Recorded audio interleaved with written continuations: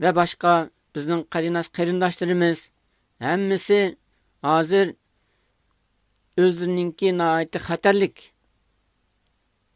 asr qolganligini biz hammamiz bilib turyapmiz ve bununla qo'limizdan kelishicha tirishchanlik qilyapmiz. Hozir qadar butun dunyo mush masalaga nihoyat jiddiy qarashga o'tilib ketdi ve nurg'un ishlar elib berilyapti. Mush qitimqi Janvada ochilgan Xitoy ustidan shikoyat qilish ve Xitoyninki inson huquqlari tajovuzchiligini ayıplash yig'indimi nurg'un davlatlar Xitoyni nihoyat qattiq ayıpladı ve shundoqla Xitoy bu o'zininki milliy qirg'inchilikni qat'iy to'xtatish to'g'riliq o'zlarininki davlat salohiyati bilan bu masalaga talablarni berdi. Bu qatam bizninki Amerika elchixonalari oldida elib bormoqchi bo'lgan bu harakatimiz hargizmi Amerikaga qarshi bir harakat emas. Bu biz Uyg'urlarninki, biz Sharq Turkistonliklarninki Amerika xalqiga, Amerika hukumatiga ve Amerika parlamentiga bo'lgan chin ko'nglimizdan chiqqan bir talabimiz, arzuyimiz. Shunga Amerika elchixonasi oldida elib berilgan bu namoyishga har qanday buzg'unchilik, har qanday Amerikaga qarshi harakat, har qanday Amerikaga qarshi so'z qat'iy bo'lmasligi kerak. Chunki biz Amerikadan haqni talab qilyapmiz, Amerikadan yordam talab qilyapmiz ve Amerikadan Xitoyga bo'lgan texnik kuchlik bir besimni talab qilyapmiz. Bizning maqsadimiz mana mushu. Mushundaq bir muqaddas maqsad bo'lgandan keyin Amerikaga qarshi har qanday so'z ve harakat bizningki bu qatimqi harakatlarimizda qat'iy man'iy qilindi.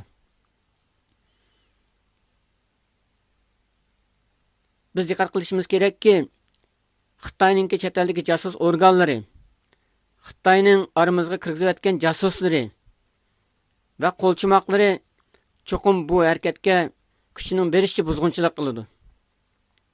Shunga biz har qaysi joylarda bu namoyishni o'rlashtirgan vaqtimizda mushundaq bir ehtimollikni nazarda tutib, har qaysi tashkilotlar, bo'lib mushu namoyishga mas'ul bo'lgan tashkilotlar namoyishning tartibini yaxshi o'rlashtirish kerak. Nihoyat kuchlik holda har qanday buzg'unchilikninki oldini olishga hushyorlik bilan tayyorlikni puxta qilish kerak.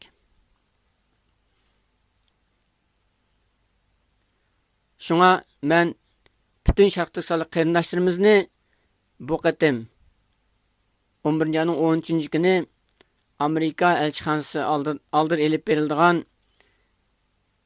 namoyishga nihoyat aktiv qatnashib, bu namoyishninki maqsadini atrofliq cho'nqur tushunib,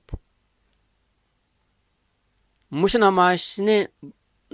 namoyishga buzg'unchilik qilgan har qanday so'z ve her qanday harakatga qat'iy taqobil turib, bu namoyishni xuddi Janvada elib berilgan bu qatimqi 11-ayning 6-kunidagi namoyishga o'xshash muvaffaqiyatlik, ahamiyatlik ve haqiqiy o'zimizning murad maqsadiga yetadigan holda elib berishni ve muvaffaqiyatlik oxirlashtirishni talab qilaman.